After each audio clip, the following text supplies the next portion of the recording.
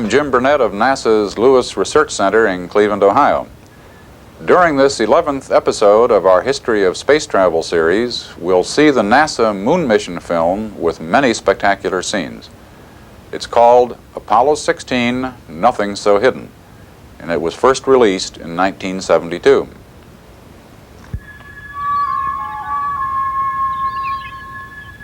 April 16, 1972.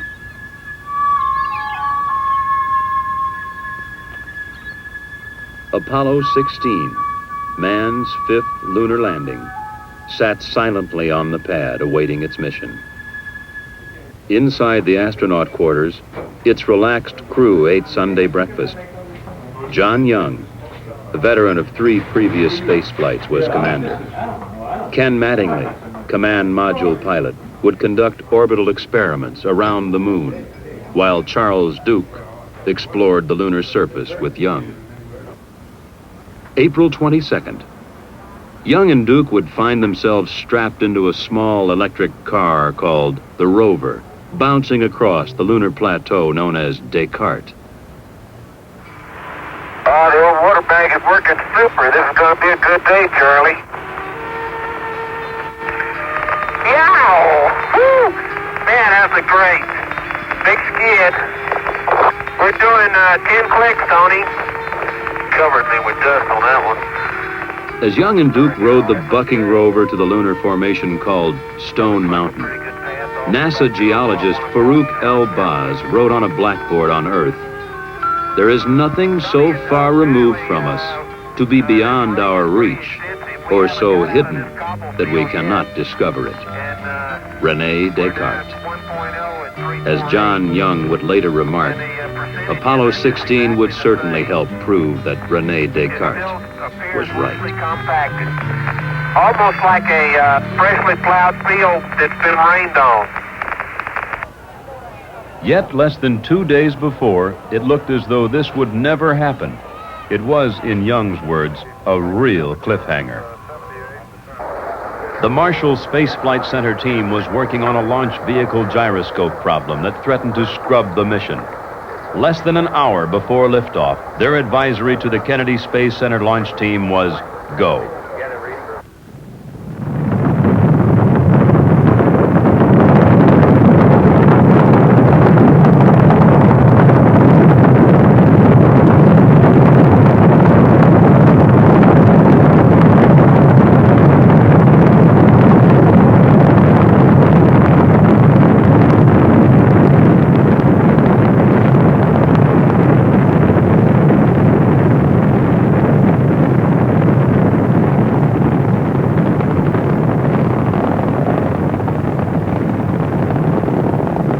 The liftoff had been perfect.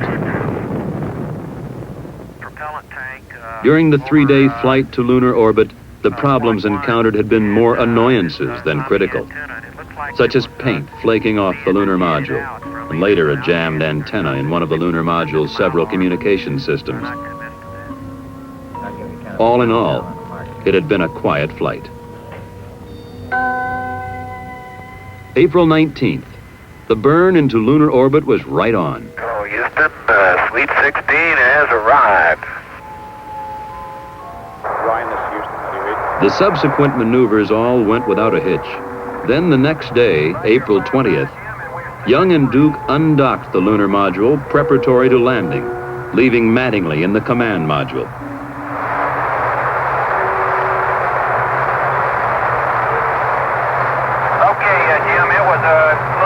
But we got it done. Right here, 5-5, Jim, and we're sailing free. 1, stand by 1, Jim. Okay, we're on time. The next maneuver was for Mattingly to burn the main engine of his spacecraft to put it into a circular orbit. But as the lunar module emerged from behind the moon... No, sir. Copy, no, sir. No, sir. No, sir. Okay, guys. No circ.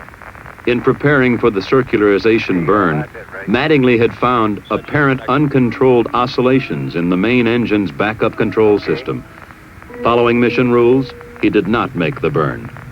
How long do you think it's going to take them to get rendezvous, Jerry? I think your estimate of a couple of 3 revs is more probable. With the backup system having trouble, only the primary system was known to be usable on the engine needed to get the astronauts out of lunar orbit and back to Earth. However, the lunar module engines could be used if the 2 spacecraft were docked. The first step in the problem-solving technique: stabilize the situation in the safest manner. Get the 2 spacecraft, which had separated, close enough together to dock if necessary. As they get them back together, get the things back that they want them, get them mentally prepared to do what they're going to do. But now, don't take that as input. I'm talking out loud. I want to say something else I'm sure of. I don't see any way we can continue on. At that moment, the chances for a landing looked pretty slim. But you look at a problem step by step. Step 1 underway, you look at step 2. Analyze the problem as completely as possible within the time frame. We should make sure that that's come, but there's no way, you don't have any other redundancy or other routes? And in lunar orbit, Mattingly flew the command module to a rendezvous as Young talked him in. Okay. Fine. Why don't you tell me what to do there, John? Okay. Word's coming back kind of initially from North American that they're suspecting a rate feedback. Building 45 is Jimmy to it. The team was coming up to speed, not only at the Manned Spacecraft Center, but from MIT in Massachusetts to North American in Southern California. Isolate the trouble, simulate it, evaluate it. You can't use it if you get a broken wire. You don't know it's going to come back again. Me now like I'm drifting the other way. Not according to my needles. Okay, I'll believe your needles. Of course, then you would have had no options. Okay. I mean, then it's full speed ahead. I just don't much see how we can make it on this next rev. I think you guys ought to continue to work. So you'd only do it if you had a failure on the primary. Well, how would you ever get the damn thing trimmed then? Well, I would. If I had a failure in a primary, I'd shut it down. Well, we must be going in the right direction then. Yeah, you're going to get there. Yeah, but I want you guys to go simulate it. Isolate, simulate, evaluate. The results were coming in. It was beginning to pay off. The simulator tests and other data were showing that with the engine on, the oscillations would do no harm. Despite the earlier pessimism, it was beginning to look pretty good. Okay, when you come up on AOS, on the next Rev 15, we'll give you a go or no-go for another try. Manned Spacecraft Center Director, Dr. Christopher C. Kraft, Jr. just came back into the control center after having attended a meeting by management people in one of the back rooms, and the situation is go for landing. Well, have at it, babe. So we're going to try it. And You do have a go for another try here at PDI on Rev 16. Once more, they would pass behind the moon. And on the next revolution, John Young and Charlie Duke would start their swift descent to the Descartes Plateau.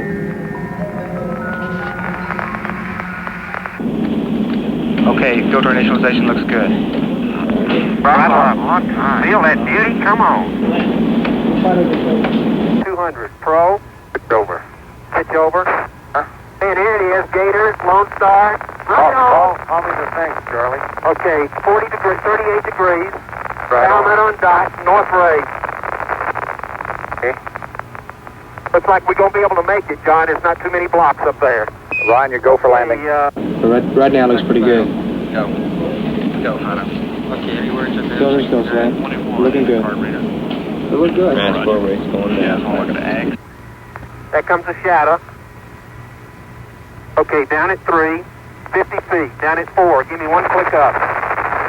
You're backing up slightly. Okay, 2 down. Stand by for contact. I'm going to let her down. You level off. Let her on down. Okay, 6%. Plenty fat. Contact. Stop. Boom. Wow! Oh, man. Oh, we're finally here, Houston. Fantastic. The original plan had called for Young and Duke to get out and explore shortly after landing. However, the near abort had lasted 6 hours. The tired astronauts would sleep. April 21.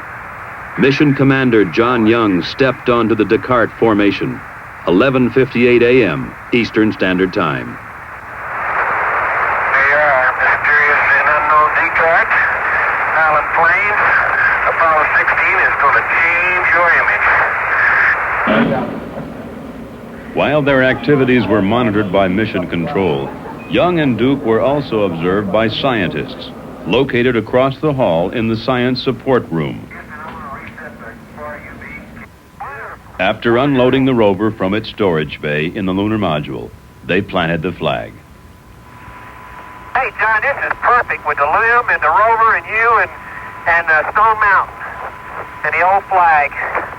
Come on out here and give me a salute. Big Navy salute. Off the ground, before. There we go. Good. Young set up an ultraviolet camera to provide the first astronomical observations from the moon. He took pictures of the Earth's upper atmosphere and magnetosphere and their interaction with the solar wind. He also photographed the interstellar gas present throughout space and the ultraviolet halos that appear around galaxies. Astronomers have long wanted a telescope on the moon. Perhaps this experiment would show the moon an ideal base for future astronomical observations. You want 2 pins? Yeah, we would like to. John said. I'm not leaning on Duke it. drilled a hole into which a heat flow probe was to be placed, part of one of the experiments attached to the station. As Duke drilled, Young set up the central station and the remainder of the experiments. Then, what many considered the biggest disappointment of the mission. Probably just some rocks down there in the regolith, Tony. You know, it looks, I bet it's just like the side of that fresh crater we saw back near the LIM. Charlie, what? Something happened here. What happened? I don't know.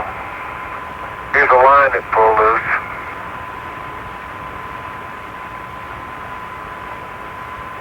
Uh-oh. What line is it? That's the heat flow. Pulled it off. God, I'm sorry. I didn't even know it. But that means you've got to mate all those wires, separate wires in there, and have them insulated from one another. That's right. And if that doesn't occur, what are the chances of shorting out the central station? Well, that's another one that they're working. On Earth, they tried to figure a way to fix the heat flow. On the moon, the astronauts continued with the other experiments. Young placed a series of sensors in the soil, then fired explosive charges, mapping the lunar subsurface much as geologists on Earth use explosives to search for oil. 4, 3, 2, 1, fire. Stuck in the ground and I try to get this up over the whole They continued to sample the area and activate the experiments. Then they returned to the rover and prepared for their first trip away from the landing site in search for geological samples. And here we go. Their first traverse would take them about 1 kilometer west of the landing site. They would make 2 stops to collect samples and conduct experiments. 10529 in your flight plan. Well, it couldn't pick a better spot. John, you're just beautiful. That is the most beautiful sight. What's that? You're standing there on the rim of that crater. Yeah, I don't really know. We're going to have to use a hand. Young used a portable instrument to measure the local magnetic field. He would later record the most intense magnetic field ever found on the moon, far higher than scientists ever suspected. What's that, Charlie? It's really some crater. As you come around there, there's a rock in the near field on this rim that has some white on the top of it. We'd like you to pick it up as a grab sample. This one right here? That's it. This one right here? That's it. You got it right there. Okay, we copy that. There would be one more stop before they got back to the lunar module to close out this EVA. With Duke acting as photographer and Young as driver, they put the rover through a full test. Man, you are really bouncing. Is he on the ground at all? That's 10 kilometers. Huh? He's got about 2 wheels on the ground. Okay, turn sharp. I have no desire to turn sharp. Okay, here's a Sharpie. Hey, that's great. He's a big rooster tail out of all 4 wheels. And as he turns, he skids, the back end breaks loose just like on snow. Come on back, John. Hey, the DAC is running. Man, I'll tell you, Indy's never seen a driver like this. Okay, when he hits the craters and starts bouncing, it's when he gets his rooster tail. He makes sharp turns. Then it was back to their lunar base, activate experiments, and close out EVA-1.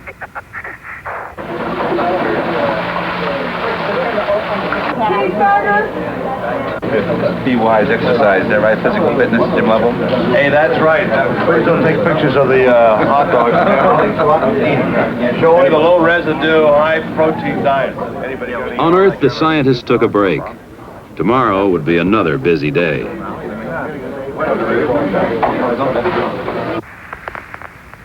April 22nd. The lunar surface temperature in the sun should be around 135 degrees today. Today they were headed a little over 4 kilometers south to climb their rover up the side of Stone Mountain. Man, we are really going up a hill, I'll tell you. Their first station, a crater 700 feet above their lunar module. Wow, what a place. What a view, isn't it, John? It's absolutely unreal. We really come up here, Tony. It's just spectacular. I have never seen it. All I can say is spectacular, and I know y'all are sick of that word, but my vocabulary is so limited. Let's see what we can do. If we got that rake soil, if we got certainly something, we could go to one-man sampling and maybe do it. They would make a total of 6 stops on this traverse, collecting samples from large rocks down through the intermediates to the smallest soil particles. They would operate experiments measuring the strength of local magnetic fields to measuring the resistance of the soil to compaction.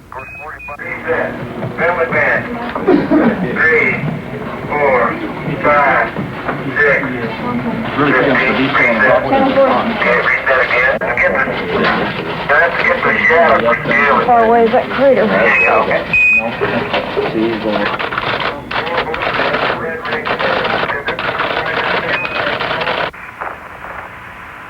Man, we come a long way. Hey, John, it's easier to go straight across. That was fun. Well, I haven't had any trouble. Okay. I have a tough time walking up there. The sampling time used up, it was time to return to the rover and head back to the lunar module. And they did it in 2 minutes less travel time than they were pre-planned. Fantastic. Tony, how about an extension, you guys? We feeling good. If Dad all we're going to do tonight was sit around and talk. But with the limited oxygen and water in the backpacks, it was finally time to close out EVA-2. Okay. Now I think they realize that it's not more, a gee whiz, like my friend said, thrill, but it's real exploration, and this is much more serious and much more important for the future of mankind than just a plain exploit, a technical or technological exploit. This is exploration. Ray Bradbury claims that what mankind sees in the exploration of space is his first chance at immortality since he invented religion. That about gets it. April 23rd. The decision had been made not to try and fix the broken heat flow experiment because of the time and complexities involved. Traverse number 3.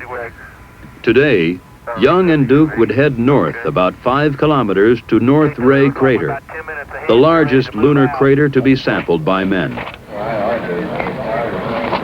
Outstanding.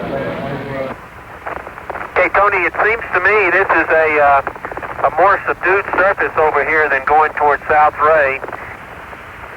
Oh, spectacular. Just spectacular. Wow. Sorry, Charlie. Beautiful. I That's gotta great. keep my eye on the driving. That's great. Jack, that's a good point to remember.